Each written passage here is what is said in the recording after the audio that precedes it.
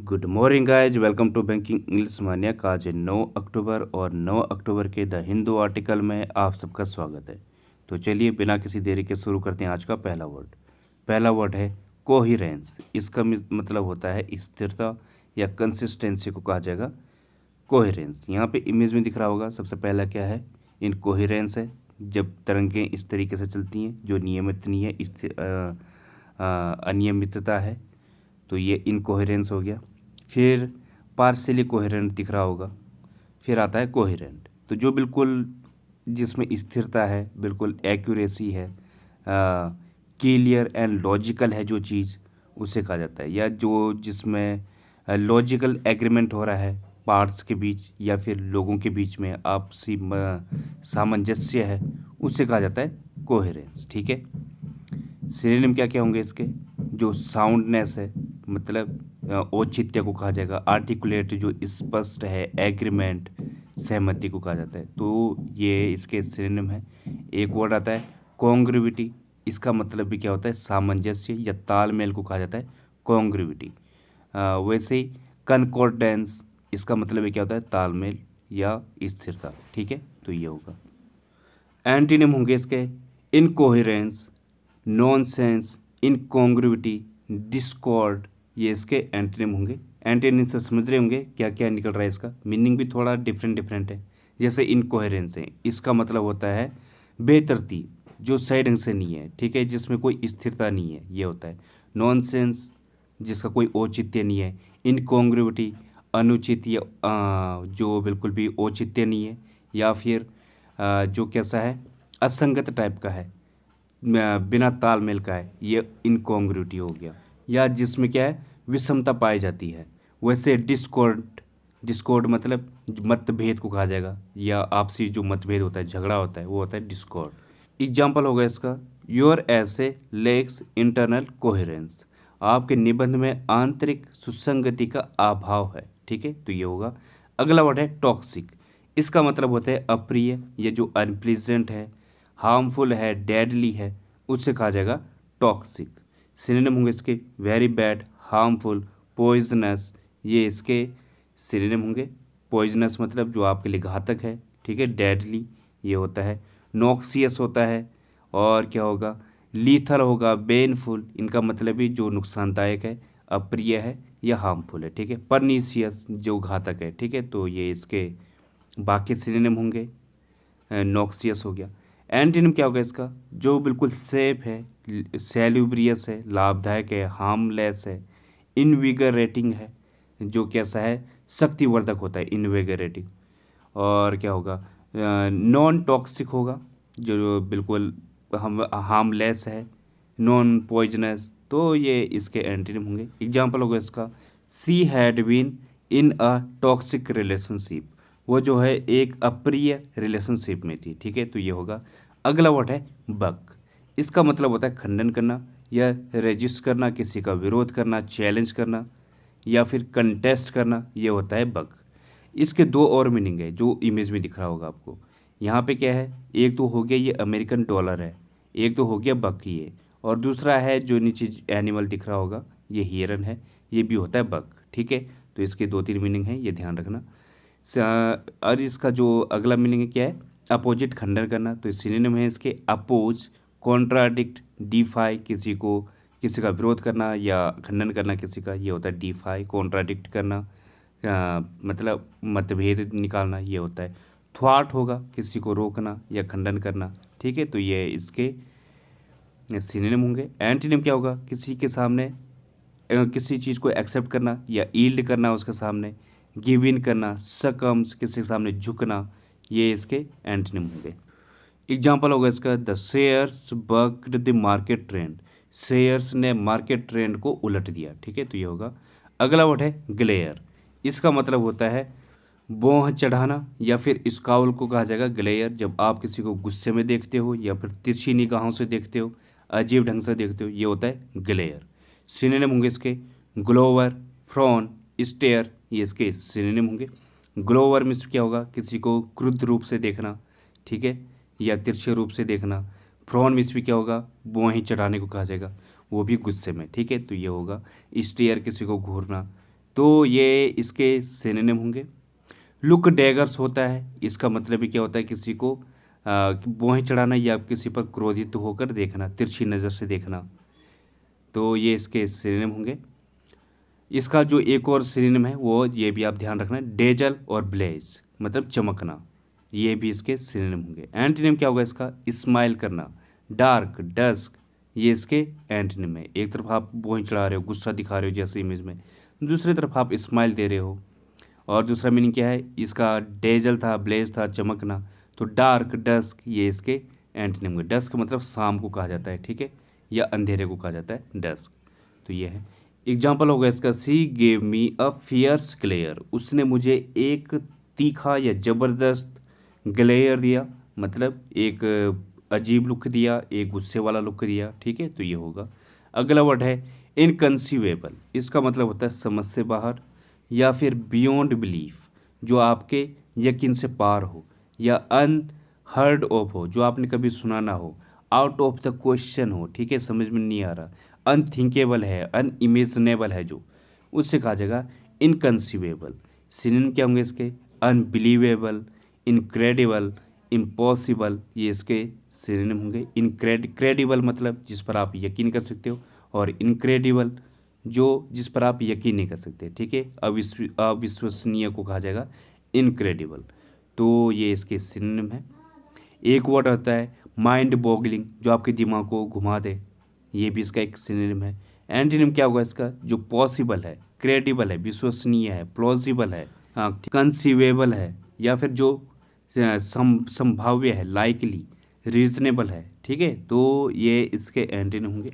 Plausible होता है जो मुमकिन है या फिर जो तर्क संगत है, ठीक है, ये होता है प्लॉजिबल। एग्जाम्पल होगा इसका, she found the idea quite inconceivable, उसको जो है जो आइडिया है वो समझ से बाहर लगा या इम्पॉसिबल लगा, ठीक है। तो ये होगा। अगला वर्ड है एनलाइवन, इसका मतलब होता है हर्षित करना, ये चेयर अप को कहा जाता है एनलाइवन, किसी में जान डालना या सजीव करना, ये होता है एनलाइवन। सिनोनिम क्या होंगे इसके, रेज समवन्स स्पिरिट या अपलिफ्ट, ये इसके सिनोनिम होंगे। अपलिफ्ट मतलब किसी को खुश करना, ये होता है। एक फ्रेज होती है पेप अप, ये भी आप ध्यान रख सकते हो, इसका मतलब भी क्या होता है, किसी को खुश करना या उत्तेजित करना, ये होता है पेप अप। बायो अप होता है, ये भी किसी को सहारा देना या फिर किसी को उत्तेजित करना, ठीक है। या एक्जिलरेट होगा, हर्षित करने को कहा जाएगा। वाइटलाइज होगा, ठीक है। इनविगरेट होगा, इनविगरेट मतलब शक्तिवर्धक। तो ये इसके सिनोनिम होंगे। ग्लेडन होगा, ग्लेड मतलब खुशी को कहा जाता है glad, I am glad to meet you, मैं बहुत ज़्यादा खुश हूँ आपसे मिलकर। तो ग्लेडन जो बहुत ज़्यादा हर्षित है, ठीक है, ये होगा। एंटीनिम क्या होगा इसका, सबड्यू, रिप्रेस, डैम्पन, डिप्रेस, ये इसके एंटीनिम होंगे। डिप्रेस मतलब जो डिप्रेस हो चुका है, हतोत्साहित हो चुका है, या फिर किसी को दबाना, ये सबड्यू, रिप्रेस, ये होगा, ठीक है। एग्जाम्पल होगा इसका, my visit to my mother had quite clearly enlivened her, मेरी जो विजिट थी माँ को देखने की, उसने उसको हर्षित, बहुत ही साफ तौर पर बहुत ज़्यादा हर्षित कर दिया, ठीक है। तो ये होगा। तो गाइस अगला वर्ड है प्यूसेंट, इसका मतलब होता है शक्तिशाली या जो पावरफुल है, उसे कहा जाएगा प्यूसेंट। जो ये इमेज में दिख रहा होगा, इसमें दोनों ही चीज़ें क्लियर हो गई होंगी आपको। मोदी जी कैसे हैं, हर चीज़ में पावरफुल हैं, मेंटली भी। और जो ये साथ में है, इसका नाम है अंकित, ठीक है। अभी कल की बात है, काफ़ी वायरल हो रही है इसकी वीडियो। तो मोदी जी इनसे मिलने पहुंच गए। ये बंदा क्या करता है, गांव में रहकर बिल्कुल देसी तरीके से अपनी बॉडी बनाई है इसने, एक ज़बरदस्त वर्कआउट करता है, ठीक है।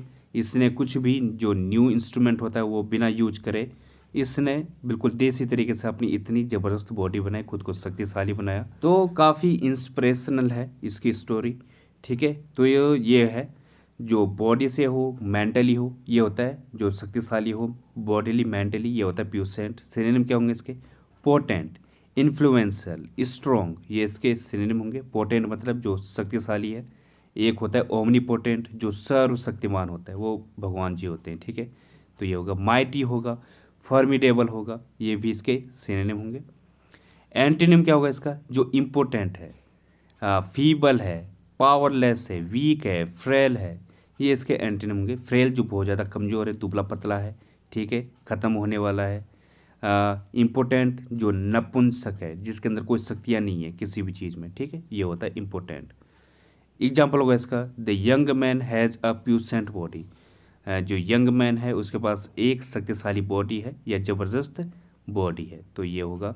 अगला वर्ड है रेलिकेट। इसका मतलब होता है निर्वासित करना या एक्सपेल करना, किसी को बाहर करना, निकालना, ठीक है, या फिर किसी के पास कोई सत्ता सौंपना, ये भी होता है। या फिर पास ऑन करना, ट्रांसफ़र करना, ये भी होता है, ठीक है। इसके सिनोनिम क्या होंगे, बैनिश करना, एग्जाइल करना, आउस्ट करना, ये इसके सिनोनिम होंगे। बैनिश मतलब किसी को निर्वासित करना, देश निकाला करना, एग्जाइल बाहर करना, आउस्ट में से भी क्या होता है, बाहर करना, तो ये इसके सिनोनिम होंगे। डेनिग्रेड होगा, इसका मतलब भी क्या होता है, किसी को बाहर करना या फिर किसी का इंसल्ट करना, ठीक है, ये होगा। डेलीगेट, इंटरेस्ट, ये भी इसके सिनोनिम होंगे। इंटरेस्ट किसी को सत्ता सौंपना, डेलीगेट जैसे इसके दो मीनिंग है। एक तो हो गया जो हमारे डेलीगेट होते हैं, जो हमारे पदाधिकारी होते हैं, वो दूसरे कंट्रीज़ में रहते हैं, और दूसरा मतलब होता है इसका किसी को पदभार संभालना, ये सौंपना या फिर उसको जिम्मेदारी सौंपना, ये भी होता है डेलीगेट। एंटीनिम क्या होगा इसका, प्रमोट करना, होल्ड बैक करना, एम्बरेस करना, अपॉइंट करना, ये इसके एंटीनिम होंगे। मतलब होल्ड बैक मतलब वापस लेना, या किसी को एम्ब्रेस गले लगाना, अपॉइंट करना, प्रमोट करना किसी को, ये इसके उसको डेनिग्रेट की जगह प्रमोट कर रहे हो आप, किस नीचा दिखाने की जगह प्रमोट कर रहे हो, ठीक है, तो ये इसके एंटीनिम होंगे। एग्जाम्पल होगा इसका, their football team was relegated. उनकी जो फुटबॉल टीम है उसको बाहर कर दिया गया, ठीक है, तो ये होगा। अगला वर्ड है डेप्रिकेट। इसका मतलब होता है विरोध करना या डिसअप्रूव ऑफ को कहा जाएगा डेप्रिकेट, ठीक है। इसके सिनोनिम होंगे कंडेम करना, डिनाउंस करना, डिप्लोर करना, या फिर डेप्रिसिएट करना, डिसअप्रूव को कहा जाता है डेप्रिसिएट, या किसी को नीचा दिखाना, ये सारे सेंस होता है डेप्रिकेट। फ्रॉन ऑन होगा, असहमति प्रकट करने को कहा जाता है फ्रॉन ऑन। अभी हमने पिछले उसमें देखा था, पहुँच चढ़ाना होता है फ्रॉन, फ्रॉन ऑन असहमति प्रकट करना। डिस्पैरेज होगा, वो किसी की उपेक्षा करना या नीचा दिखाना, तो ये होगा डिस्पैरेज। एंटीनिम क्या होगा इसका, अप्रूव करना, कॉम्प्लीमेंट देना, इंडोर्स करना, किसी को सपोर्ट करने को कहा जाता है इंडोर्स, तो ये इसके एंटीनिम होंगे। एग्जाम्पल होगा इसका, बोथ पार्टीज डेप्रिकेटेड वॉर। दोनों ही पार्टी ने वॉर को डेप्रिकेट किया, मतलब उसका विरोध किया, ठीक है, तो ये होगा इसका एग्जाम्पल। बढ़ते हैं आगे, तो ये होगा। तो गाइस आज की पहली जो ईडियम है वो है गेट समन्स गॉट। इसका मतलब होता है टू इरिटेट समवन डीपली, किसी को बहुत ज़्यादा गुस्सा दिलाने को कहा जाएगा। गेट समन्स गॉट मतलब अगर आप किसी की, गॉट मतलब होता है बकरी, आप किसी की बकरी को ऐसे ले जाओगे, ठीक है, तो वो क्या हो जाएगा, गुस्सा होगा, इरिटेट होगा, ठीक है, तो इस तरीके से समझेंगे। एग्जाम्पल होगा इसका, that sort of attitude really get my got. इस टाइप का जो एटीट्यूड है उसने, या रवैया है उसने मुझे वास्तव में बहुत ज़्यादा गुस्सा दिला दिया या इरिटेट कर दिया, ठीक है, तो ये होगा। तो गाइज जिन्होंने लाइक नहीं किया है वो वीडियो को लाइक कर दो, और आप लोग अगर शेयर कर सकते हो तो यार थैंक यू, धन्यवाद होगा आपका। चैनल को थोड़ा सा रीच मिल जाएगी, ग्रोथ हो जाएगा थोड़ा, तो इतनी हेल्प कर सकते हो तो आप लोगों का आभार होगा, ठीक है। तो अगली फ्रेज़ है बेयर अप। इसका मतलब होता है to be strong enough to continue at a difficult time, मतलब मुसीबत के टाइम पर जो डटा रहे, अड़ा रहे, उससे कहा जाएगा बेयर अप। जैसे एग्जांपल है, he is bearing up well under the strain of losing his job. हाँ, अपनी जॉब खोने का जो तनाव है वो उसने अच्छे ढंग से बियर अप किया, मतलब अच्छे ढंग से उसने वो अपनी स्ट्रॉन्गनेस दिखाई ऐसे टाइम पर, ठीक है, तो ये होगा बियर अप, झेलने को कहा जाता है, ठीक है। अगला वर्ड ईडियम है फ्लैट ब्रोक। इसका मतलब होता है having no money at all, जिसके पास कुछ भी पैसा नहीं है, खाली हो चुका है, ख़त्म हो चुका है, ठीक है, जेब बिल्कुल खाली है, उसे कहा जाएगा फ्लैट ब्रोक। जैसे एग्जांपल है, he is always flat broke before end of the month. Month से पहले वो हमेशा मनी लेस हो जाता है, या उसके पास कुछ पैसा नहीं रहता है, वो बिल्कुल खाली हो जाता है, ठीक है, तो ये होगा। अगली जो फ्रेज है वो है लॉन्ग शॉट। इसका मतलब हो जाएगा लिटिल चांस ऑफ सक्सेस, मतलब सफलता की कमी को कहा जाएगा लॉन्ग शॉट। जैसे एग्जाम्पल है, the mule is a long shot but if he wins the bet will be a very good payment. जो म्यूल है वो कैसा है, उसकी सफलता की संभावना बहुत कम है, लेकिन अगर वो जीतता है तो जो उस पे दाव लगाया हुआ है, पैसा लगाया हुआ है, उसकी जो पेमेंट है वो बहुत अच्छी होगी। ठीक है, तो ये होगा। बढ़ते हैं आगे। तो गाइज आज का रूट वर्ड है मानिया। इसका मतलब हो जाएगा ऑब्सेशन। जब आपकी किसी के प्रति जुनून होता है, सनक होती है, या फिर कोई पागलपन होता है किसी के लिए, उससे कहा जाएगा मानिया। अब देखते हैं इससे रिलेटेड वर्ड। जैसे डिप्सोमानिया, इसका मतलब हो जाएगा एडिक्शन टू एल्कोहल। डिप्सो मीन्स क्या होता है, मादक पदार्थ, जो नशीली चीज़ें होती हैं।